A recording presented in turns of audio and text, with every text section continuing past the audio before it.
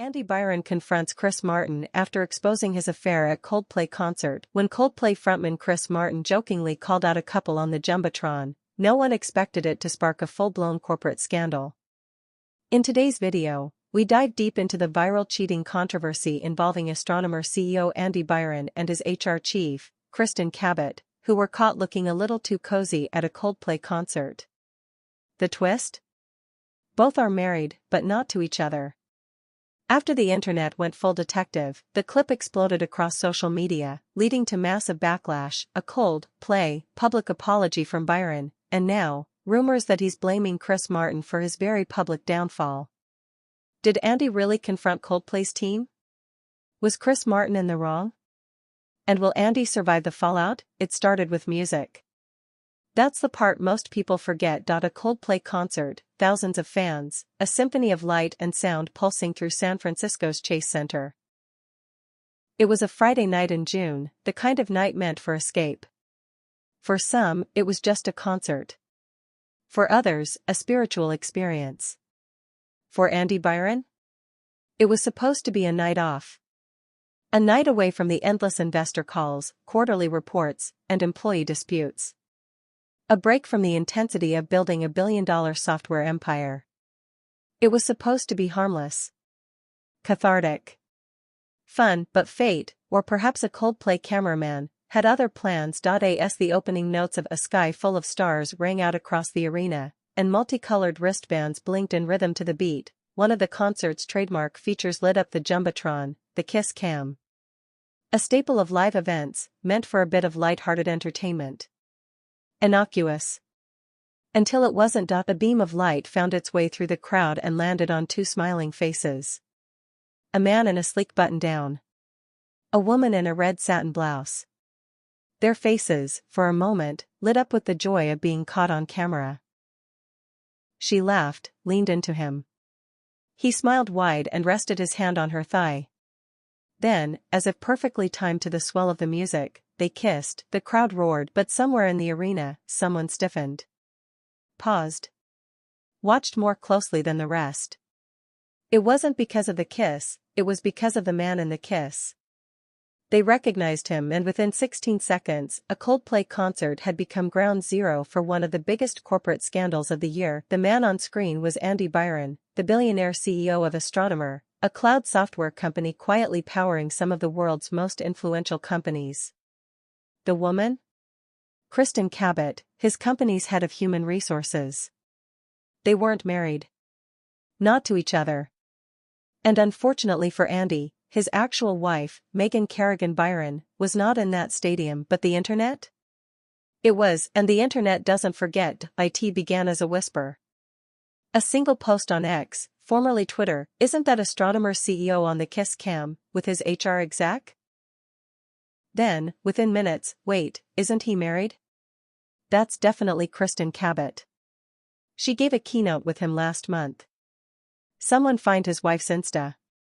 We need confirmation. From there, it was wildfire. Reddit threads dissected the 16-second clip frame by frame. TikTok exploded with reaction videos, memes, duets.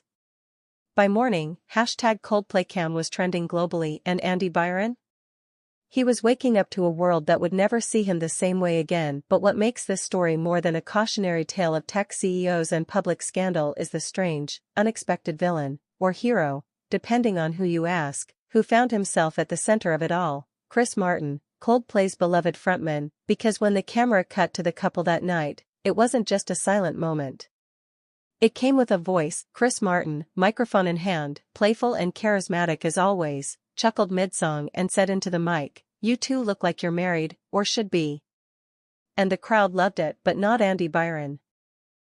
In fact, some say that comment, those 10 unscripted words, are what detonated the time bomb hiding under Byron's carefully crafted public image. Because within days, as Byron's marriage imploded, his company turned on him, and media outlets pounced. One question started bubbling up in private circles, in back channels, in boardrooms: did Andy Byron blame Chris Martin for exposing him? And if so, did he confront him? What followed was a bizarre tangle of rumor and speculation. Whispers that Byron reached out to Coldplay's team. That he left a voicemail. That he called the moment humiliating. That he accused Martin of playing God with a stadium crowd and a global audience. That he held him responsible, not for the act, but for its exposure, and now, the story has turned into something bigger than a scandal. It's become a modern fable about power, privacy, and the accidental wreckage of going viral.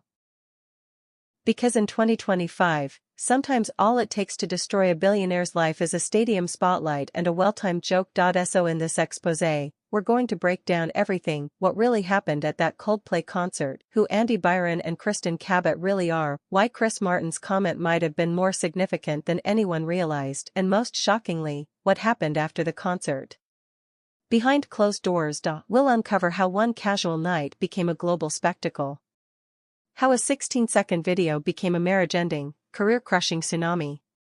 And why this isn't just a story about cheating, it's a story about what happens when private sins collide with public cameras, because here's the truth no one wants to admit: the internet didn't destroy Andy Byron, it revealed him, and by the end of this video, you'll understand why this wasn't just a moment, it was a reckoning. So buckle up.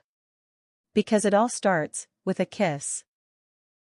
Before Andy Byron became a trending name across Reddit threads and meme pages, he was the kind of figure who kept a low profile outside his industry, but within Silicon Valley, he was royalty. Not loud, not flamboyant, not the Elon Musk type tweeting through controversies. No. Byron was the opposite: refined, measured, curated. A man whose power lived in boardrooms, not headlines. Until headlines became his life. To understand how shocking the Coldplay scandal really was, you need to know who Andy Byron was before the kiss. And who he was trying to be. Born in Sacramento, California, in 1983, Andrew Michael Byron was the second of 4 boys. His father worked for the state's Department of Transportation. His mother taught high school English. By all accounts, he was bright but quiet, a mathlete, not a jock. A boy who found solace in computers and code, often staying up late fiddling with lines of Java in his childhood bedroom. His high school teachers described him as disciplined, focused, and a little intense. One classmate remembered him as the kid who always had a startup idea, even at 16. He went on to attend Stanford, where he studied computer science during the early 2000s, the golden age of tech startups blooming in Silicon Valley. But unlike his peers who were drawn to flashy social media apps or dating platforms, Byron's interests were deeply technical. He was obsessed with one thing: data pipelines. To the outside world, that may sound dull. But in enterprise tech? It was revolutionary. After a brief stint at Google and a forgettable startup that fizzled after Series A, Byron launched Astronomer in 2014 out of a rented office space in Palo Alto with 2 friends from Stanford. The name was symbolic: astronomers study stars, and Byron believed data engineers were the modern astronomers of our time, mapping and interpreting vast, invisible systems. Byron's idea was simple but powerful. Provide companies with the infrastructure to manage, clean, and route their internal data flows, automatically and at scale. While the tech world chased unicorns and virality, Byron quietly built the plumbing behind the digital world. Astronomers' tools became essential for banks, hospitals, government agencies, even NASA. By 2020, the company had raised over $300 million in venture capital and was valued at $4.8 billion. Forbes put Byron on the cover of their Cloud Titans issue. He wore a navy blazer and a quiet smile. He was called the most important CEO you've never heard of. What made Byron different was his commitment to a no-bullshit culture. He banned corporate jargon from internal memos. He insisted on flat hierarchies. He held walk and talk days, mandatory hour-long walks with team members instead of meetings. His office door was always open. He signed emails with just A. But beneath the minimalist leadership style, insiders whispered that Byron was obsessively controlling. That he micromanaged his engineers. That he rewrote press releases himself and tracked internal Slack threads more closely than any HR software. Andy saw everything, one former employee told TechCrunch. You couldn't sneeze without him knowing. Still, his reputation remained mostly pristine, until he met Kristen Cabot. They met in late 2021 during a conference in Toronto. She was on a panel about leadership psychology in hybrid workplaces. He was in the audience. After the talk, he approached her backstage with a simple line, "I want you to build something with me." Cabot was flattered and intrigued. At the time, Kristen Cabot was the chief people officer at a major healthcare tech firm. She had a reputation for being sharp, strategic, and quietly ruthless. At 36, she was already known as a fixer, someone who could take toxic cultures and turn them into finely tuned machines. She'd earned a degree from Harvard, an MBA from Wharton, and 2 promotions in the span of 18 months. A star in her own right, Byron offered her the position of Chief Human Resources Officer at Astronomer, with an equity package worth millions. She said yes within a week. From the moment she joined, employees noticed a shift, not in Byron's demeanor, but in who he listened to. Kristen was the only person who could say no to Andy, one exec recalled. And he liked it. They were seen having long coffee breaks in the courtyard, walking laps around the building deep in conversation. Some said their chemistry was obvious. Others called it professional admiration. But it was clear, Byron had found his intellectual equal. Still, no one assumed anything beyond work. Andy was married. So was Kristen. They were discreet. Careful. Smart. Byron had married Megan Kerrigan Byron in 2010. A former speechwriter for a California senator, Megan had since pivoted to nonprofit work, running a literacy foundation for underserved communities. She was well-liked, deeply private, and completely uninterested in tech circles. She rarely appeared at events. She had no LinkedIn. Her Instagram, private, modest, was mostly filled with sunset photos, book recommendations, and occasional snaps of their 2 young daughters. Andy and Megan were the opposites attract story of Silicon Valley. His world was optimization and algorithms. Hers was books and empathy. And for over a decade, they seemed to work, but somewhere between 2022 and 2024, the dynamic began to shift. Byron was traveling more. Spending late nights at the office. Pulling back from family functions. And Kristen Cabot, once a professional peer, began appearing alongside him at more and more events. They gave joint speeches. Did joint panels. Co-authored thought pieces on organizational structure. Still, no one dared question it, because Andy Byron was not a celebrity. He was not an influencer. He was a tech architect, a behind-the-scenes builder of invisible systems. He had power, but not attention.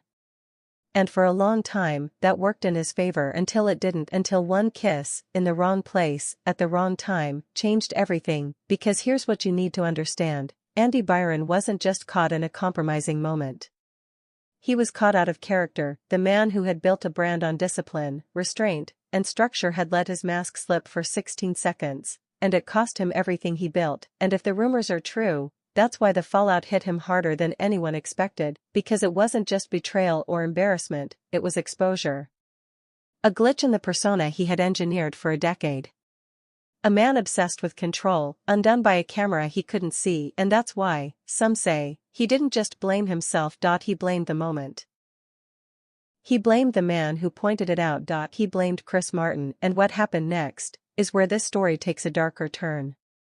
If Andy Byron was the architect of Astronomer's engine, Kristen Cabot was the one who kept it humming. But long before she became the most Googled HR executive in the country, before she was known as the woman on the Jumbotron, Kristen Cabot was a name only familiar to those in the elite circles of organizational psychology. No social media, no scandal, no missteps. Just a pristine, surgically efficient career. She didn't climb the ladder. She built it. Born in Boston in 1987, Kristen Annabelle Cabot was the product of high expectations and relentless standards. Her father was a partner at a prestigious law firm. Her mother taught clinical psychology at MIT.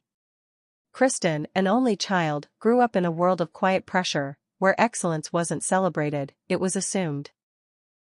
She was the kind of girl who color-coded her notebooks, volunteered for extra credit when she already had an A+, and corrected her piano teacher's fingering mid-recital. At age 12, she read The Art of War for fun. At 15, she was on the Model UN circuit. At 18, she was admitted early to Harvard, where she double majored in behavioral economics and psychology. People either admired her or feared her.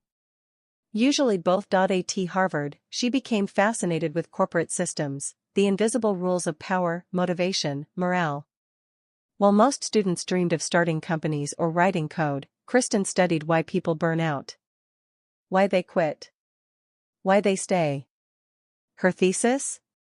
The Calculated Heart, Emotional Labor and Leadership in the Corporate Workplace. It won awards. It was published. And it was noticed. She went on to earn her MBA from Wharton, where she specialized in human capital strategy. She interned with McKinsey, then was poached by a medical tech firm in Chicago to revamp their toxic workplace culture. Within 18 months, turnover dropped by 46%. Kristen was 29.by32, she was the youngest chief people officer at a Fortune 1000 company, but despite the accolades, she kept her profile deliberately low. No TED Talks. No podcasts. Her LinkedIn photo was a grayscale headshot with a neutral smile. She rarely posted. She didn't need to. Her reputation preceded her, and that reputation reached Andy Byron when they met in 2021 at the conference in Toronto. Byron wasn't looking for just an HR exec, he was looking for a partner in reshaping Astronomer's internal structure. The company had grown fast, too fast. Culture was fraying. Departments were siloed. Engineers were burned out. Byron wanted someone who could rebuild the DNA of the company.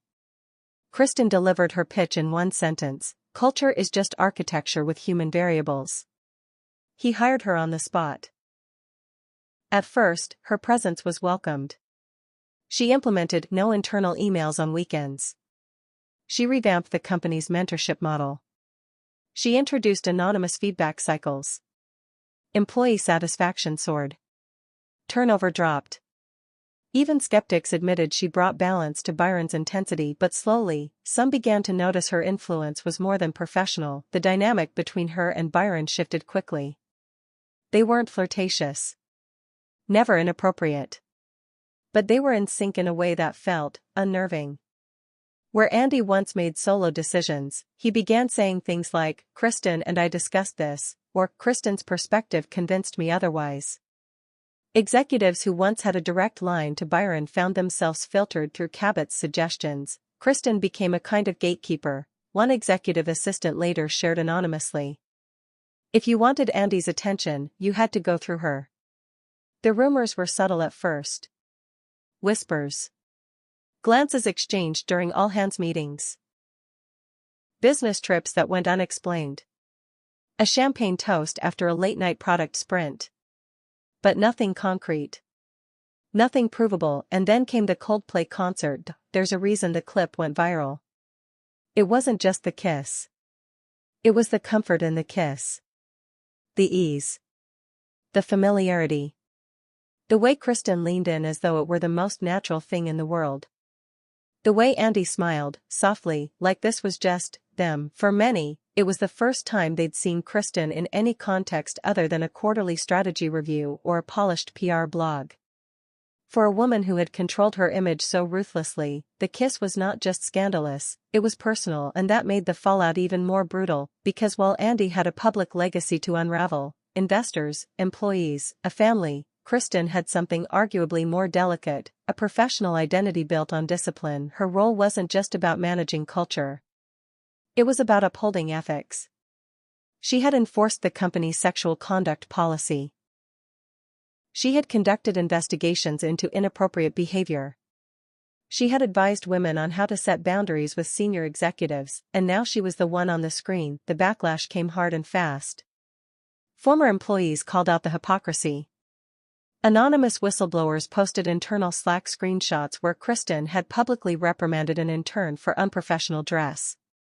One tweet read, "Imagine being disciplined by the same woman kissing the CEO at a Coldplay concert." But for all the public noise, Kristen remained silent. She issued no statement. Posted nothing. Declined interviews. Her name trended on Google for 6 straight days, and she never said a word. Some saw that silence as strength. others as guilt. But those who knew her best said it was classic Kristen. She wasn't going to give the public what they wanted, said a former HR colleague. She was going to retreat. Control the narrative by withholding it. And she did. Behind the scenes, however, the silence masked something else, a total collapse of trust within Astronomer. Employees demanded clarity. Board members demanded action. And when Megan Byron filed for divorce, citing irreconcilable differences tied to a public betrayal, it was over. Kristen Cabot resigned via a one-line email, effective immediately. I am stepping down from my role as Chief Human Resources Officer at Astronomer. No farewell message. No thank you. No corporate jargon, she simply vanished. Her LinkedIn went dark. Her email autoresponse read, no longer with the company. Paparazzi snapped a single photo of her in Malibu, entering what was believed to be a wellness retreat. In the image, she wears a white hoodie, sunglasses, and AirPods. No expression. To this day, she has never spoken publicly about the scandal, but those who worked closest with her say the tragedy wasn't just in the kiss or the scandal, it was in the waste. She could have been COO within a year, one investor lamented. She was that good. And now? Her name's a punchline. Still, others say her role in the scandal reveals something darker, not just about her, but about how power is negotiated inside elite companies. Kristen wasn't a victim or a villain, one VC analyst tweeted. She was a power broker in a closed system. And for once, the cameras caught it. And that's the part many still struggle to reconcile, because before that concert, Kristen Cabot was considered one of the most trusted minds in corporate leadership, and after, just a face on a jumbotron.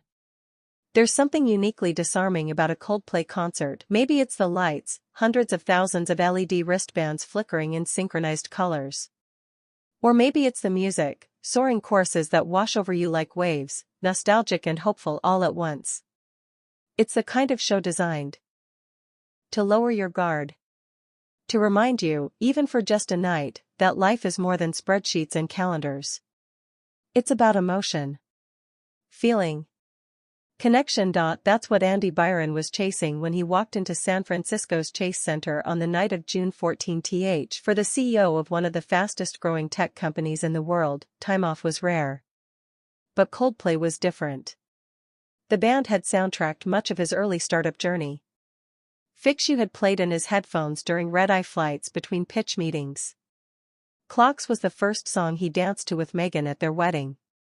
The concert wasn't just a night off, it was personal. But the strange part?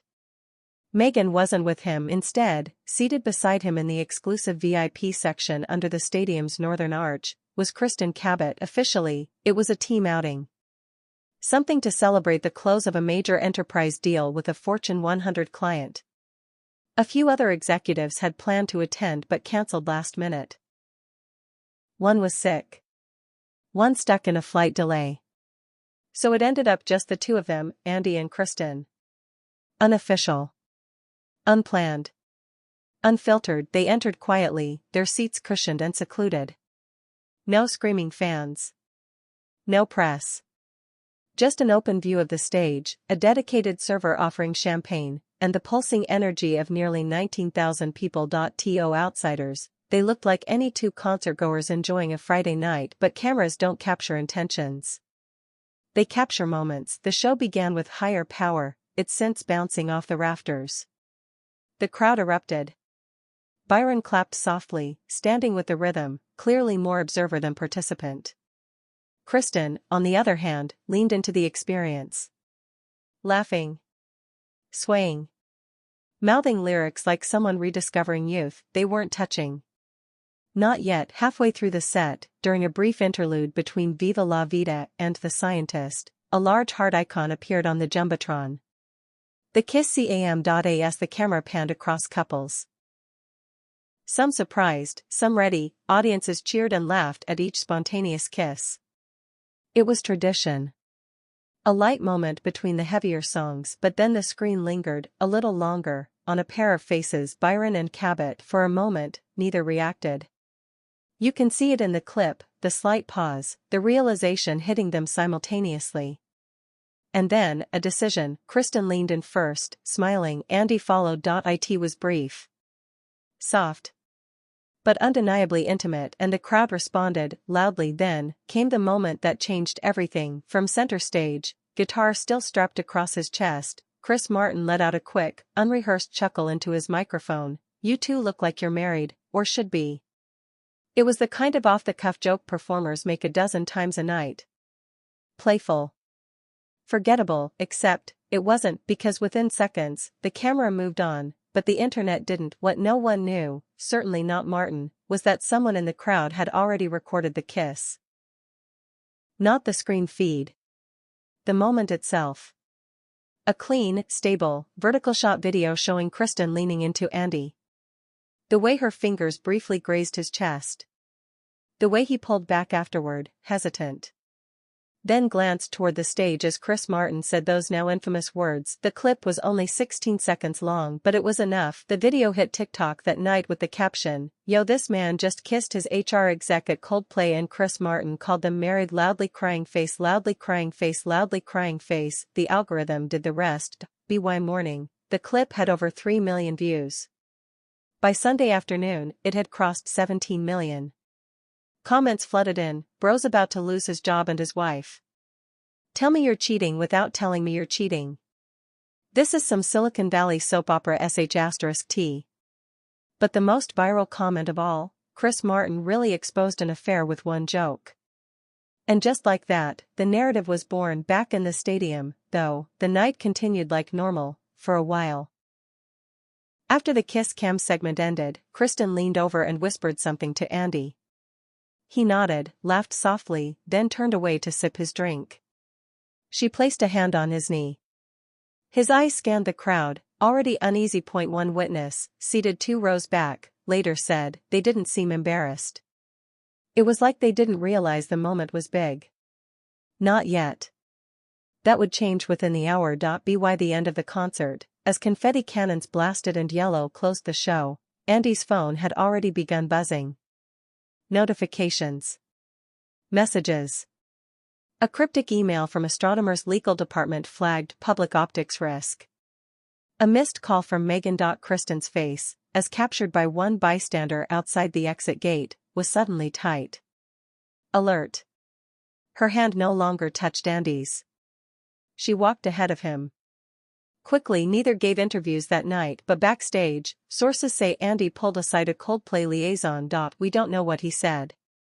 But one insider, speaking under condition of anonymity, claimed Andy asked if the footage could be flagged or scrubbed from any public distribution.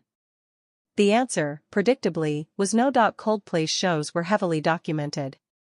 Live feeds, fan cameras, social clips. The genie wasn't going back in the bottle, and while Byron spent the next 72 hours trying to manage what he viewed as a misunderstanding, the internet made up its mind in 12. Chris Martin had cracked the joke, the camera had caught the kiss, but the world had seen the truth, and what followed was a media inferno, a corporate unraveling, and the total breakdown of 2 lives that, until then, had operated in perfect control, all sparked by a single beam of light and a crowd-pleasing line, "You two look like you're married, or should be."